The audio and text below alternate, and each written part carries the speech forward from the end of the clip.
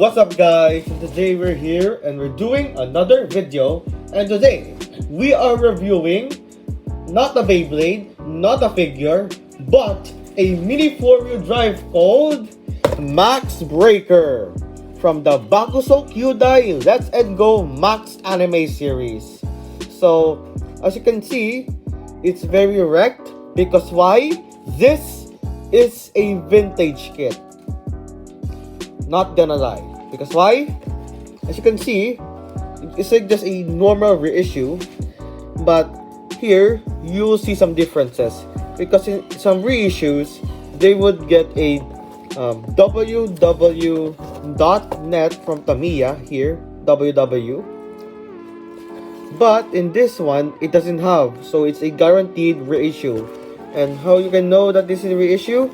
No. Some optional parts are discontinued because in this time there are a lot of optional parts, but when the 2010s hit or 2000s hit, there are a lot of discontinued parts. So here are the motors. As you can see, that's an indication that this is vintage because of that design of the motor, and it is made from Japan. So let's open it. And I forgot to mention, this is from the Aero Mini4wd series. I think this is the third season of the anime, and like there's like this main character called Goki. Yeah, that's the main character of the series, and his brother Retsuya. Yeah, like Go and Retsu, but with some odd words and different characters. So let's further ado, open this box. As you can see here, there's a print here because the reissues doesn't have a print. It's just like a number. It's plain. So that's one indication that this is a vintage kit. But some ones has reissues, like like the old Daishin Kuro series, because Daishin Kuro doesn't have Stratovector and Cycle Magnum and Broken Giga, the newer stuff that back in the day. But here, I think this is like the normal boxes for the vintage releases. So yeah, here are the parts. And how I forgot to mention earlier, this doesn't come with the 16mm roller with O-ring because I already have them. There you go. I didn't suggested that the seller would remove them, but it's there. So that's why it's like 250 pesos when I saw that on Shopee. So I definitely got it since it's very cheap. So here are the rollers that I got. Yeah, in my racers box, not used that much, but used back in the day, since this is from my brother's broken storm cruiser. And here are the parts or the items. We got the big wheels. I really don't know what's this called, but it's like this racing slick. What's this? Racing wheels. Yeah, it's like racing wheels, like a mini, Formula racing car. Since Max Breaker just looks like a Formula car. The body itself. There you go. The aerodynamic design of Max Breaker. The big ass, the big spoiler, and the A parts. And it comes with the roller inside of it. The Super X chassis, ABS plastic. I'm not sure. Yeah, this is ABS because after TC chassis, all of them are like ABS now. So this is like a ABS chassis, ABS Super X chassis.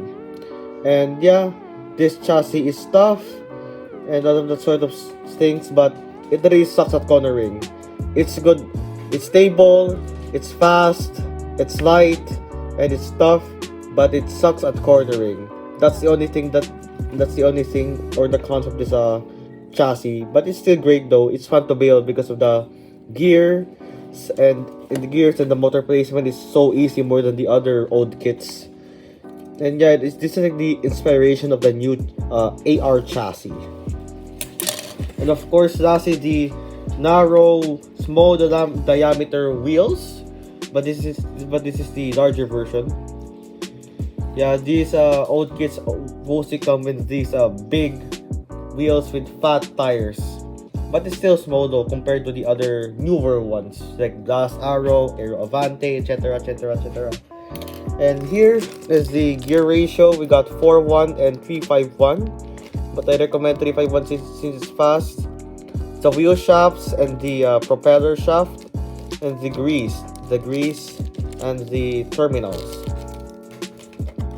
It doesn't come with a motor though, because all of the vintage kits, or the Let's Go kits, or aka the kits from the 90s, doesn't have a kit, a motor. My bad. And there's the instruction booklet. There you go. And of course, the stickers. Max Breaker. And I'm hoping that these would still stick,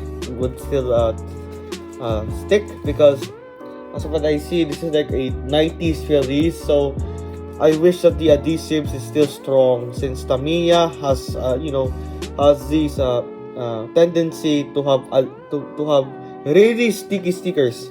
So if you mess up, you're done, and you're fragile. So I am gonna build this machine very slowly when it comes to the stickering, but else I'm already experienced, since I have a lot of mini 4-wheel drives in my room. I like 12 or 14.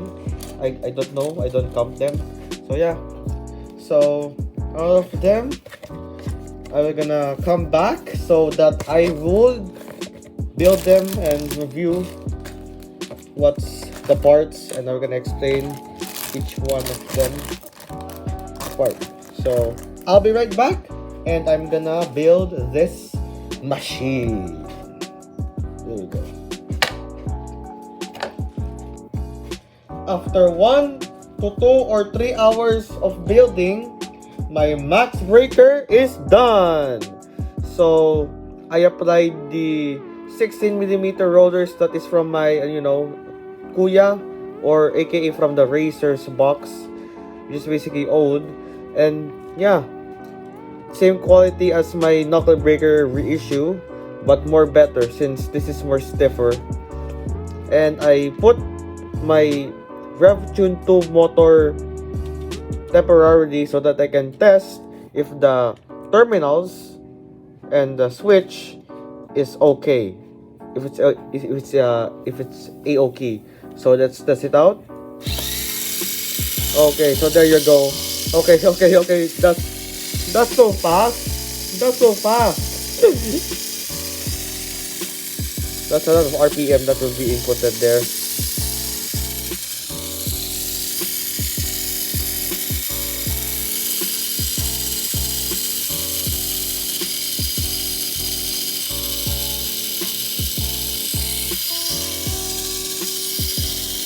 It sounds like a jet plane more than a car. And after that test run, or test RPM, we can surely say that Max Breaker is raceable. So yeah, thank you guys for watching. See you next on my other videos. Make sure to subscribe, leave a comment, and like if you wanted to, but I'm recommending you to subscribe to my channel so that you can support my very little channel. So thank you for viewing my third mini 4-wheel drive content video in my channel. So this is Blackbird the Great signing out.